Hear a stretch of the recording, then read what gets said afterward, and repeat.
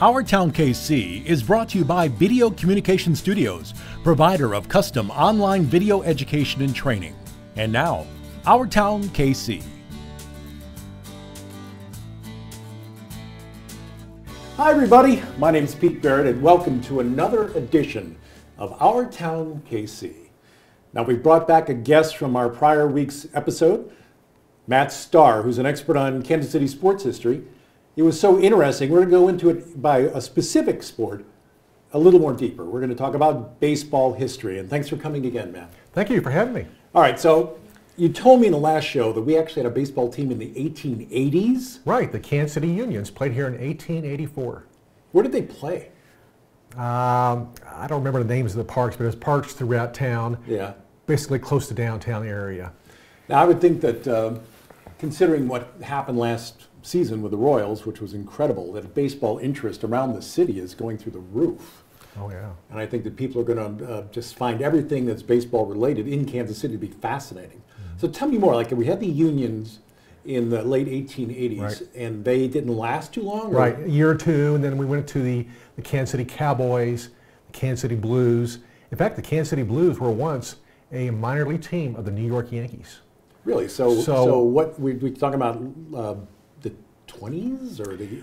That was probably more 35 through 50s, where Kansas City is a AAA team for the New York Yankees. So Phil Rizzuto and those people. He played here. Rizzuto played here, as well as Mickey Mantle was sent down to Kansas City to improve himself, but he went very quickly back up to New York. Yeah. So think about those kind of history of the Yankees and playing here, and what that means when the Royals play the New York Yankees, and that kind of history and those kind of thoughts.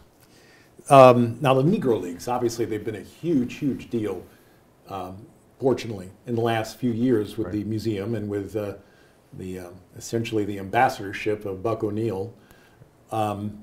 Their history is rich and deep. Right. And do you have any stories about the Monarchs? Well, yeah, the whole Negro Leagues was formed here in Kansas City at the YMCA in 1920.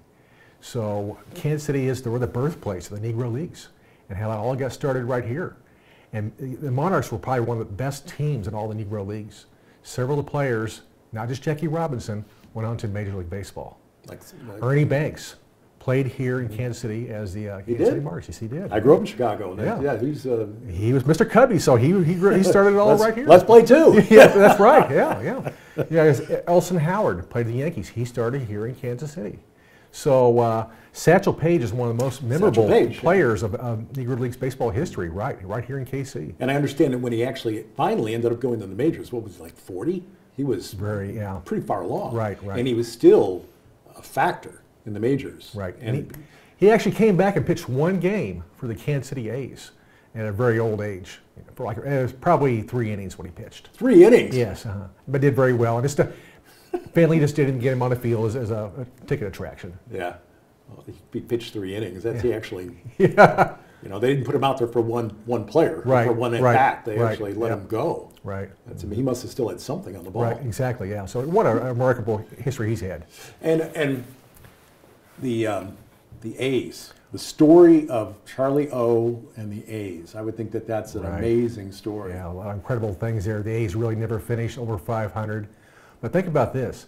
When they came here in 1955 from Philadelphia, Kansas City was the westernmost team in Major League Baseball. Wow. That's before the San Francisco, Los Angeles. So we were out in the sticks. Right, exactly. So that's pretty incredible when you think about that today as far as how sports has gone to all the cities. Well, I mentioned back then it was partially where could you get to on a train or a bus overnight. And you couldn't get this to Denver or particularly LA or San Francisco back then. Yeah, well, Charlie Finley had a lot of things he was trying to do to change baseball. The A's were the first team to have colorful uniforms, white shoes, a bright yellow and bright green uniforms. Oh, he was Mr. Publicity Stunt. Right. Like what? What kind of stuff did he do? Well, he had like a sheep in the outfield. He had a mechanical rabbit behind the umpire that would pop up to give balls to the umpire. He had Charlie O the mule, so he changed the mascot from an elephant to a Missouri mule. It was an elephant at one time? Yes, it started elephant in Philadelphia. Yeah, okay. So a lot of things he did try to really change baseball. He even wanted to have the baseball changed from white to orange. Oh, yeah, that did not go. Yeah, right, yeah. So He eventually moved his team to Oakland and took all that with him. And then you get into the era of after they left, and we were trying to get the Royals going, and we ended up with a pretty good go of it, and especially as we got into the 80s, right? With Brett and everybody. Do you have any stories about the early days of the Royals? Well, think about this. Kansas City had a baseball team, professional team, in the 1880s, starting the Unions, Cowboys and Blues, Monarchs, Packers. Only 1 year did Kansas City not have a team, 1968, after the A's left town, before the Royals started in 1969. So that was a 1 year of no baseball here in KC. Wow, that's hard to believe, not having baseball in this town. Right, yeah. But the Royals were very good from the start, modeled after the Los Angeles Dodgers, very strong pitching, very successful team early on. And so that was a great thing for Kansas City to have their team back. Who were their heavy hitters in the 70s? Who were the people with the long ball hitters? Did they have any? Hal McRae was a big hitter. Balboni was a little bit later, big hitter. The Royals are more thought of as a singles and doubles team, not as many home run hitters as compared to other teams. Very fast, speedy team designed for the stadium we had. Because the stadium we had, with the outfield fence. Well, they started off in Municipal Stadium, and they moved over to Kauffman Stadium, which is even bigger than Municipal. So we talked about the Royals in the past. What about the Royals in the future? What do you think is going to happen this year? I think it's very possible that the Royals will continue success. They really found, I think, lightning in a bottle, young, aggressive players with speed and defense, and pitching. Pitching trumps them all, I think. Yeah. The Royals have really got it good there. But they're constantly battling with other teams with bigger payrolls, and that's a battle. Yeah. So do you have a website devoted to this subject matter? Right. It's allstarsports.com, and star has 2 R's in it. And I have all the Kansas City baseball history from the 1880s to current. I list each team, what league they played in, colors of uniforms, unique things about the team, players. And so it's a real good look back and see what's happened here in KC over all those years. Now, for example, the Kansas City Packers, they were in the Federal League. It lasted about 2 years. They played their very first game in Chicago against the Chicago Whales in Weigman Park. What's that?